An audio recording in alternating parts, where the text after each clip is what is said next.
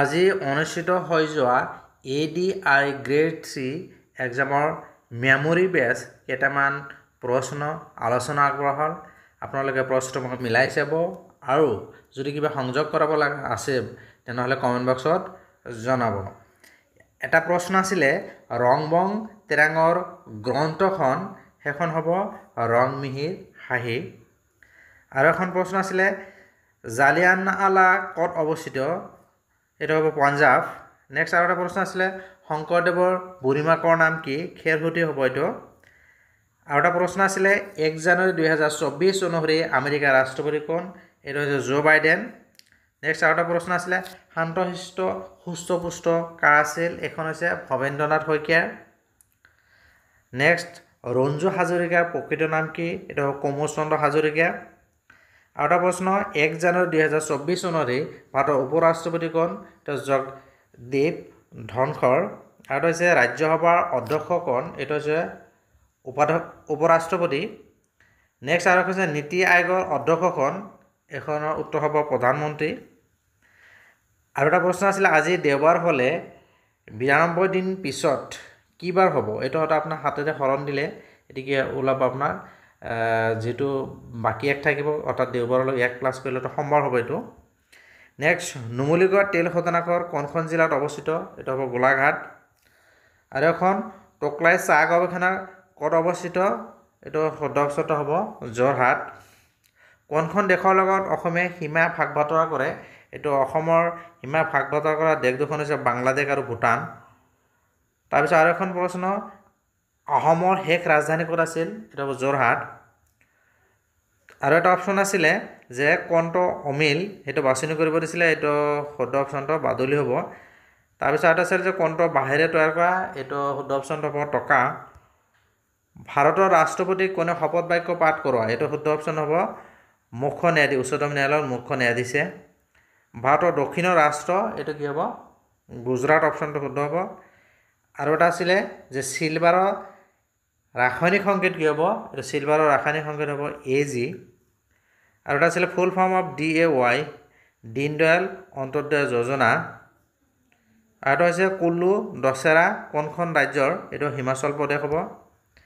আৰু এটা আছিলে ভৈৰৱকুণ্ড কোন কেইখন ৰাজ্যৰ সীমাৰ লগত আছে, এইটো অসম, ভূটান আৰু অৰুণাচল প্ৰদেশ হ'ব। অলকানন্দাৰ গীতৰ প্ৰশ্ন এইটো এটা আছিল তন্ময় কৃষ্ণ। তাৰপিছত আছে গ্ৰীণলেণ্ড কোনখন দেশৰ হয়, এইটো ডেনমাৰ্ক, অপশ্যন হ'ব। তাৰপিছত আৰু এটা কি ডায়মণ্ড লীগ কোনখন খেলৰ লগত জড়িত, track and field athletic competition. আৰু এটা প্ৰশ্ন বিমানত চেন্নাইৰ পৰা গুৱাহাটীলৈ গ'লে দিশ কি হ'ব, এইটো হ'ব দক্ষিণ পূব হ'ব। যিহেতু এটা মেমৰি বেছ প্ৰশ্ন, গতিকে প্ৰশ্নসমূহ অলপ ইফাল সিফাল হ'ব পাৰে। উত্তৰ পূবৰ পৰ্বতমালা, এইটো বৰাইল পৰ্বতমালা হ'ব। তাৰপিছত হৈছে বেৰিং প্ৰণালীয়ে কোন কেইখন দেশক পৃথক কৰিছে, এইটো USA এণ্ড ৰাছিয়া। আৰু এটা আছিলে মিছন বসুন্ধৰা কিহৰ লগত জড়িত, এইটো সকলোৱে জনা সহজ প্ৰশ্ন ভূমি ৰাজহ। তাৰপিছত কাঞ্চীপুৰী শাৰী কোনখন ৰাজ্যৰ, এখন শুদ্ধ অপশ্যন হ'ব তামিলনাডু। আৰু এখন প্ৰশ্ন আছিলে Gita press located which state, এইটো হ'ব Uttar Pradesh. Not part of the Indian constitution বুলি এটা অপশ্যন আছিলে, গতিকে তাৰ শুদ্ধ অপশ্যনটো তাত যিটো আছিলে এইটো হৈছে directorate of fundamental rights. Island state of USA, এইটো শুদ্ধ অপশ্যনটো হাৱাই। নয়নমণি শইকীয়া কিহৰ খেলত, এইটো লন বল যিটো অপশ্যন আছে সেইটো শুদ্ধ হ'ব। তাৰপিছত আৰু এটা প্ৰশ্ন আছিলে কেন্দ্ৰ শাসিত নহয় বুলি কেইটা অপশ্যন আছে, তাৰ ভিতৰত যিটো মালদ্বীপ আছে এইটো শুদ্ধ অপশ্যন হ'ব। National war memorial located in, এইটো অপশ্যন শুদ্ধ হ'ব নতুন দিল্লী। বেটেল অফ ৱাটাৰলো ৰিলেটেড, এইটো নেপোলিয়ন হ'ব। তাৰপিছত আৰু এটা প্ৰশ্ন আছিল কিহৰ পানী সচৰাচৰ লুণীয়া, এইটো হ'ব C-ৱাটাৰ, যিটো সাগৰীয় পানী। Example of class 1 category liver, এইটো শুদ্ধ অপশ্যন হ'ব বাহু, যিটো আছিলে সেইটো শুদ্ধ অপশ্যন হ'ব। তাৰপিছত আৰু এটা প্ৰশ্ন আছিলে যে পুৰণি বেদ কেইটো, ইক বেদ হ'ব।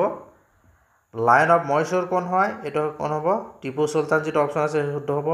গ্ৰেট ব্ৰিয়াৰ ৰিফ লোকেটেড, এইটো অপশ্যন হ'ব অষ্ট্ৰেলিয়া।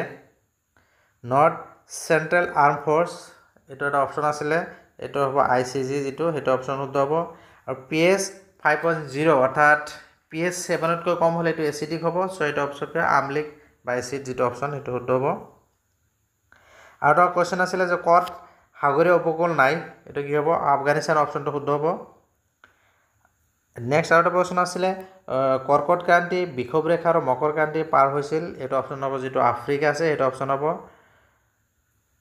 নেক্সট এটা question north received medal in 2020 Tokyo' Olympic এইটো টাইকোৱাণ্ডো যিটো অপশ্যন এইটো শুদ্ধ হ'ব তাৰপিছত এইটো ৰোমান নম্বৰত এইটো অপশ্যন দিয়া আছিলে এইটো ৰোমান নম্বৰত কি হ'ব 90+1 এইটো যিটো 91 হ'ব এইটো অপশ্যন আৰু এটা গণিত প্ৰশ্ন দুটা সংখ্যা 2:3 অনুপাতত আছে সংখ্যা দুটাৰ পূৰণফল 96 চ' সংখ্যা দুটাৰ সমষ্টি কিমান হ'ব যিটো সংখ্যা দুটাৰ অনুপাত দিয়া আছে 2:3 চ' সংখ্যা দুটা হ'ব 8 and 12 চ' সংখ্যা দুটাৰ সমষ্টি হ'ব 20 চ' এইকেইটা মেমৰি বেছ প্ৰশ্ন মই সংগ্ৰহ কৰিছিলোঁ চ' কাৰোবাৰ যদি ইয়াত কিবা সংযোগ কৰিব লগা আছে বা আৰু কিবা প্ৰশ্ন আছে তেনেহ'লে কমেণ্ট বক্সত জনাব চ' মোৰ ভিডিঅ'টোৰ যদি এইকেইটা প্ৰশ্ন আলোচনা কৰি ভিডিঅ' ভাল লাগিলে লাইক আৰু শ্বেয়াৰ কৰিব আৰু যিসকলে প্ৰথমবাৰ কাৰণে মই চেনেল ভিডিঅ'খন চাইছে চেনেলটো ছাবস্ক্ৰাইব কৰি নটিফিকেশ্যন বেলটো অল কৰি দিব থেংক ইউ